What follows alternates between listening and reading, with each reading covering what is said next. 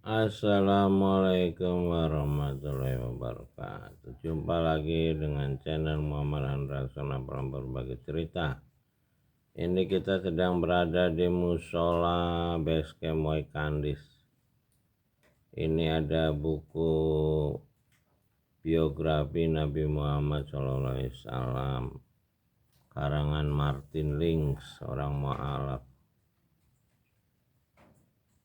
Jadi saya tadi pagi berpikir bagaimana kita menghadapi masa depan yang penuh kebohongan. Para pembohong ini begitu kuat.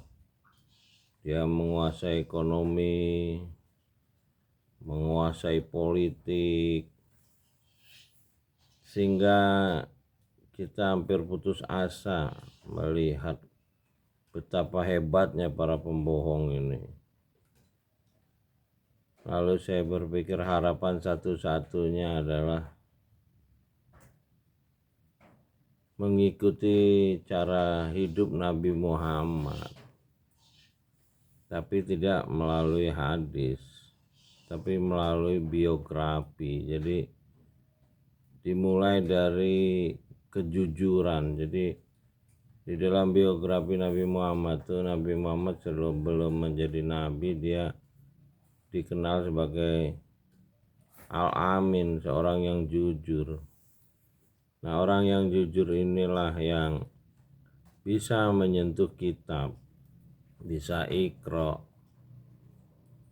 mendapat petunjuk, karena kitab itu adalah dijaga oleh pencipta langit dan bumi dan tidak bisa menyentuhnya kecuali orang-orang yang dibersihkan. Orang yang dibersihkan hatinya ini adalah orang-orang yang jujur. Jadi satu-satunya jalan untuk menghadapi kekuasaan para pendusta ini ya kita kembali untuk membersihkan diri kita dengan berbuat jujur, sehingga kita akan diberikan kitab untuk memahami kitab itu. Jadi bukan membaca dengan lagu-lagu, dengan hafalan, tapi tidak bisa memahaminya untuk melaksanakannya. Jadi bukan kita menghitung-hitung pahala dengan membaca kitab itu, karena di dalam petunjuk kitab itu tidak ada pahala itu. Pahala itu istilah-istilah orang yang menciptakan sistem agama. Yang ada di kitab itu adalah keuntungan, benefit kalau bahasa Inggrisnya, atau kerugian. Jadi tidak ada mata uangnya di dalam beribadah kepada pencipta langit dan bumi itu yang berupa pahala. Itu karangan manusia-manusia yang menciptakan agama, lalu mereka menciptakan sistem seolah-olah mereka mewakili Tuhan. Sama dengan para pendusta itu menciptakan mata uang kertas. Dia asal tulis saja mata uang itu, sehingga dia menguasai kedustaan di alam semesta ini. Jelas dia berdusta bahwa kertas itu punya nilai 100.000. Yang punya nilai itu adalah logam mulia. Kertas itu ya harga kertas. APS itu satu rim itu cuman berharga nggak sampai 50.000 satu rim. Kalau dipotong jadi uang kertas 100.000-an, bisa ditulis angka menjadi 500 juta. Nah itu kan kedustaan yang kita ikuti. Jadi salah kita kenapa kita mengikuti kedustaan, sementara kita petunjuk kita nggak ikuti, ya karena kita ujungnya menjadi pendusta juga. Nah inilah era Dajjal, di mana para pendusta sangat berkuasa. Harapan satu-satunya kita kembali iqra, membaca petunjuk kitab untuk manusia, sehingga diberi kekuatan yang menolong. Ya mudah-mudahan kita mendapatkan kekuatan menolong. Kita berdoa, Robbi adilni markolat sidiki wa ahli murajat sidiki wajalim ladunka sultana nasiro. Salamun kalami Robbi Rohim. Dari Menara Langit, ini musola Menara Langit. Dari sini kita bisa melihat langit secercah langit.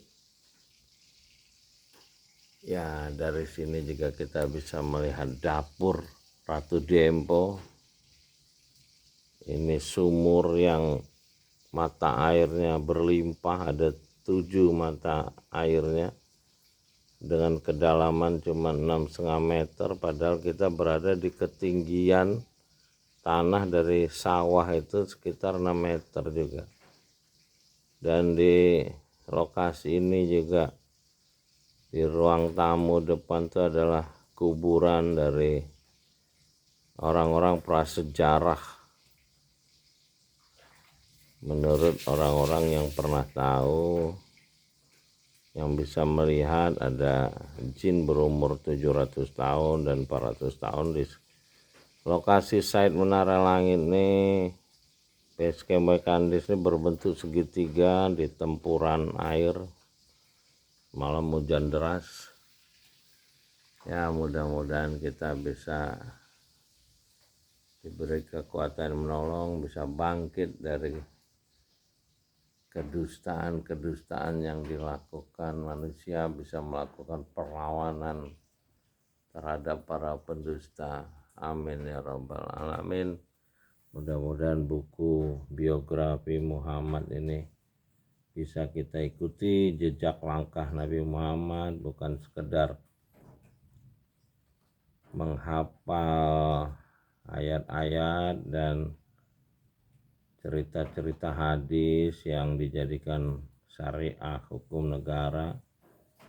Karena hukum negara Islam itu tidak ada, yang ada hukum alam semesta. Nah, hukum alam semesta itu ada di kitab alam semesta yang dimulai dengan alhamdulillahirabbil alamin. Ayat pertama juga Iqra bismi rabbikal ladzi khalaq. Nabi Ibrahim juga mencari Tuhan, dia beriman kepada Rabbil Alamin. Nabi Musa juga diperkenalkan kepada Tuhan dengan Ana Allah Rabbil Alamin. Tukang sihir yang dikalahkan Nabi Musa juga beriman kepada Rabbil Alamin. Dan terakhir, kalau kita tamat membaca kitab ini, kita akan berlindung kepada A'udzubirabbil falaq, a'udzubirabbin nas. Dan doa-doa para nabi semuanya menggunakan Rabbana atina fid dunya hasanah wa fil akhirati hasanah wa qina adzabannar. Rabbana hab lana min azwajina wa dzurriyyatina qurrata a'yunin waj'alna lil muttaqina imamah. Tidak ada yang menggunakan Allah.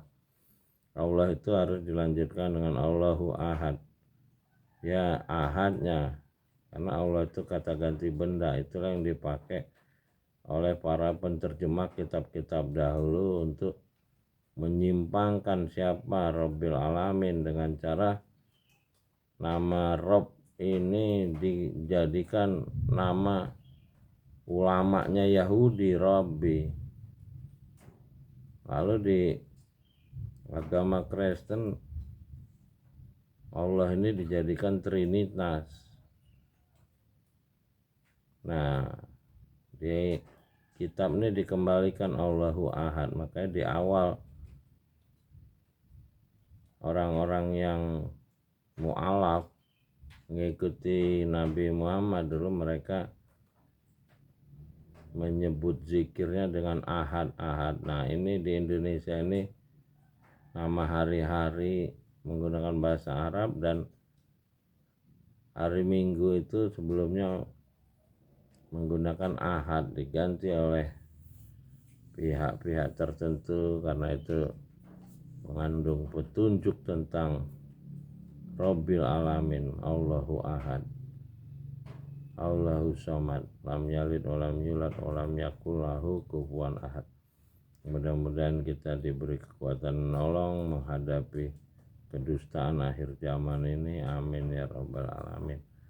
Alhamdulillahirabbil alamin. Kita ngopi dulu ini. Nah.